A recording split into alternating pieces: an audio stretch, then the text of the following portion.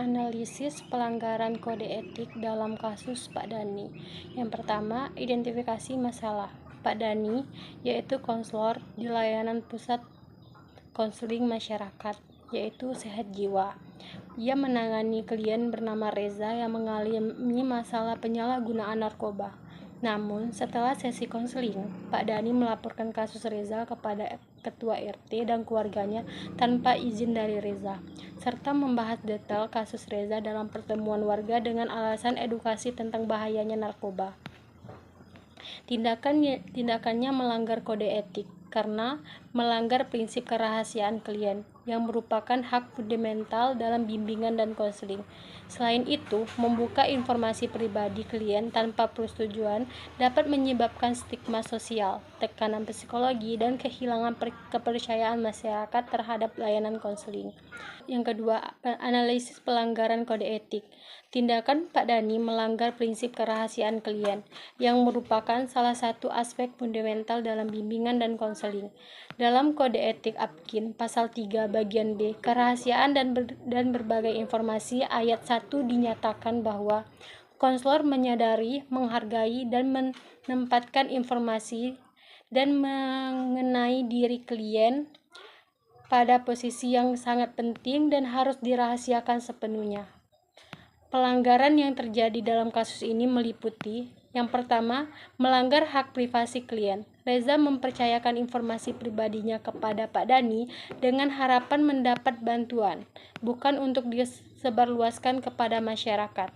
Yang kedua, menyebabkan stigma sosial. Karena informasi ini bocor, masyarakat menjauhi Reza yang berpotensi memperburuk kondisinya secara mental dan sosial. Yang ketiga, merusak kepercayaan terhadap konselor.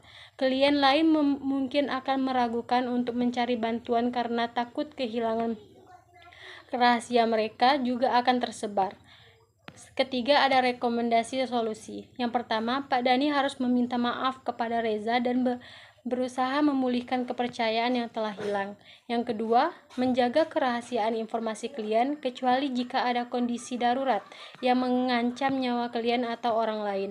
Dan dalam kondisi tersebut, informasi harus diberikan hanya kepada pihak berwenang. Yang ketiga, mengikuti pelatihan etika profesi agar lebih memahami batasan dalam layanan konseling dan menghindari pelanggaran serupa di masa depan. Analisis pelanggaran kode etik dalam kasus Bu Sari. Yang pertama, identifikasi masalah.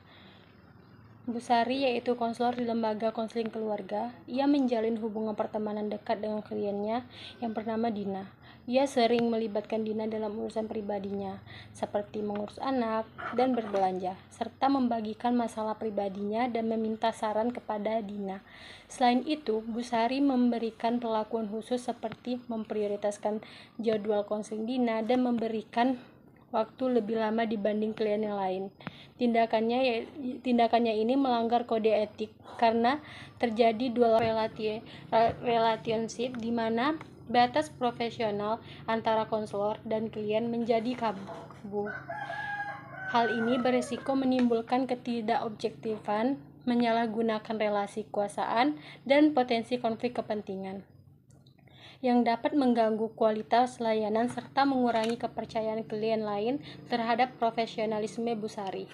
Selanjutnya, yang kedua, ada analisis pelanggaran kode etik. Di sini tindakan Bu Sari melanggar prinsip hubungan ganda yang dapat mengganggu objektivitas dalam konseling. Dalam Kode Etik Apkin, Pasal 3 Bagian A, penghargaan dan keterbukaan, ayat 2 disebutkan bahwa dalam melaksanakan pelayanan konseling, konselor membahas dan menangani permasalahan konseling secara objektif atas dasar kebenaran dan prinsip konselor tidak pernah memihak kecuali pada kebenaran. Selain itu, ada dampak dari hubungan ganda ini meliputi: yang pertama, mengurangi objektivitas konselor. Hubungan pertemanan dapat mempengaruhi cara Bu Sari menangani kasus Dina secara profesional. Yang kedua, ketidakadilan bagi klien lain. Memberikan prioritas kepada Dina membuat klien lain merasa diperlakukan tidak adil. Yang ketiga, potensi menciptakan ketergantungan emosional. Klien yang merasa diperlakukan istimewa bisa mengembangkan ketergantungan yang tidak sehat kepada konselor. Yang ketiga, ada rekomendasi solusi. Yang pertama, menjaga batasan profesional dengan tidak menjalin hubungan pribadi yang berpotensi mempengaruhi objektivitas dalam konseling. Yang kedua, jika hubungan personal tidak bisa dihindari, maka rujuklah Dina ke konselor yang lain untuk memastikan layanan tetap objektif dan profesional. Yang ketiga, memperlakukan semua klien secara adil, tanpa memberikan perlakuan khusus kepada individu tertentu. Baiklah, selanjutnya yaitu identifikasi masalah dalam kasus Bapak Rahmat. Pak Rahmat yaitu konselor di Puskesmas Sejahtera. Ia menyarankan kliennya yang bernama Farhan untuk datang ke praktik pribadinya dengan alasan layanan di Puskesmas tidak cukup. Ia juga mengenakan biaya konsultasi dan menjanjikan akses lebih mudah ke layanan Puskesmas jika Farhan rutin berkonsultasi di tempat pribadinya. Tindakan ini melanggar kode etik karena terjadi konflik kepentingan pribadi, di mana ia memanfaatkan posisinya untuk kepentingan pribadinya.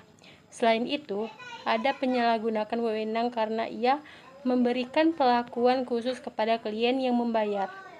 Hal ini juga merupakan komersialisasi layanan konseling yang dapat merugikan klien dan merusak kepercayaan masyarakat terhadap profesionalisme konselor. Yang kedua yaitu analisis. Di analisis ini tindakan Bapak Rahmat melanggar aturan terkait legalitas praktik konseling dan standar profesionalisme konselor. Dalam Kode Etik Apkin Pasal 2 Kualifikasi Kompetensi dan Kegiatan ayat 1 dijelaskan bahwa konselor adalah pendidik profesional yang berkualifikasi akademik minimal sarjana pendidikan S1 dalam bidang bimbingan dan konseling yang telah lulus pendidikan profesi, baik pendidikan profesi konselor maupun pendidikan profesi guru bimbingan dan konseling. Pelanggaran yang terjadi dalam kasus ini meliputi yang pertama, menurunkan kredibilitas profesi praktik yang tidak sesuai standar dapat membuat masyarakat meragukan profesi konseling. Yang kedua, berisiko bagi klien mungkin menerima layanan yang tidak sesuai dengan standar ilmiah yang dapat memperburuk kondisi mereka. Yang ketiga, melanggar hukum. Menjalankan praktik tanpa izin dapat menimbulkan konsekuensi hukum dan pelanggaran terhadap regulasi profesi. Yang ketiga, rekomendasi solusi. Yang pertama, menghentikan praktik ilegal dan hanya memberikan layanan di lembaga resmi yang memiliki izin. Yang kedua, mendapatkan izin dan sertifikasi resmi sebelum membuka praktik pribadi sesuai dengan regulasi yang berlaku. Yang ketiga, mengikuti supervisi oleh konselor senior untuk memastikan bahwa metode yang digunakan sesuai dengan standar profesional. Identifikasi masalah dalam kasus Ibu Maya. Ibu Maya menangani klien bernama Anita, korban bencana alam dengan trauma berat. Meskipun tidak memiliki kualifikasi dalam menangani trauma kompleks, ketika kondisi Anita memburuk seperti dengan gejala PTSD, Ibu Maya tetap menangani sendiri tanpa merujuk ke psikolog atau psikiater, bahkan meyakini Anita bahwa bantuannya sudah cukup. Tindakan ini melanggar kode etik karena bekerja di luar kompetensi dan mengabaikan kesejahteraan klien. Yang kedua, analisis pelanggaran kode etik. Tindakan Ibu Maya melanggar prinsip kompetensi profesional yang mengatur bahwa konselor hanya boleh memberikan layanan sesuai dengan keahliannya. Dalam Kode Etik Apkin Pasal 2 Kualifikasi Kompetensi dan Kegiatan Bagian B Kompetensi ayat 2 disebutkan bahwa konselor harus memiliki kompetensi akademik dan profesional dalam bidang yang dilayaninya, serta tidak memberikan layanan di luar batas keahliannya.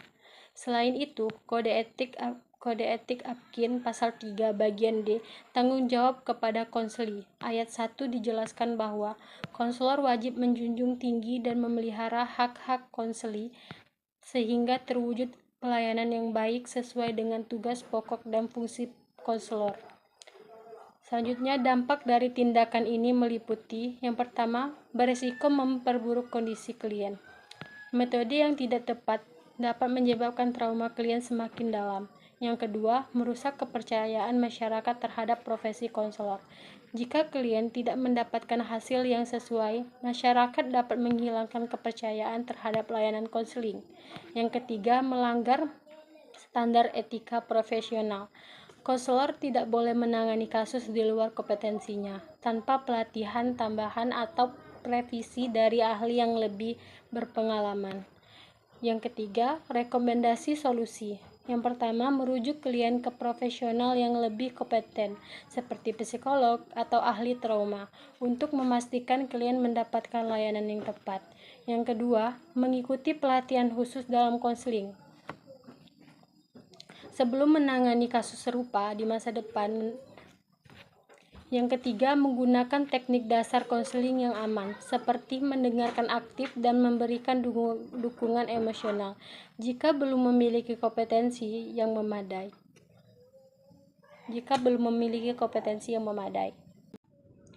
Identifikasi masalah dalam kasus Pak Tono. Pak Tono yaitu konselor di Balai Pemberdayaan Masyarakat Kecamatan, diminta camat untuk melakukan tes psikologi bagi calon penerima bantuan sosial. Meskipun tidak memiliki sertifikasi atau kompetensi dalam administrasi dan interpretasi tes psikologi, ia tetap menggunakan instrumen tes yang diperoleh dari internet. Pak Tono juga menentukan kelayakan penerima bantuan berdasarkan hasil tersebut dan mengklaim bahwa ia memiliki wewenang penuh untuk melakukan asesmen psikologi. Tindakannya melanggar kode etik karena melampaui batas kompetensi profesional, menggunakan alat ukur psikologi tanpa kewenangan, serta beresiko menghasilkan keputusan yang tidak valid dan merugikan masyarakat. Hal ini dapat menurunkan kepercayaan publik terhadap layanan konseling, serta menciptakan ketidakadilan dalam distribusi bantuan sosial. Yang kedua, analisis pelanggaran kode etik. Tindakan Pak Tono melanggar prinsip kompetensi dan batasan peran profesi. Dalam kode etik APKIN pasal 2 kualifikasi kompetensi dan kegiatan bagian B kompetensi ayat 2 dinyatakan bahwa konselor hanya boleh memberikan layanan dalam bidang yang sesuai dengan kompetensinya, tidak boleh melampaui batas keahliannya. Dampak dari tindakan ini, yang pertama, potensi kesalahan interpretasi hasil tes. Yang kedua, pelanggaran batas profesi. Yang ketiga, menurunkan kredibilitas lembaga. Yang ketiga, ada rekomendasi solusi. Yang pertama, merujuk pelaksanaan tes psikologi kepada psikolog atau asesor yang berwenang agar hasil tes lebih valid dan akurat. Yang kedua, Pak Tono hanya boleh membantu dalam memberikan bimbingan karir atau konseling umum tanpa melakukan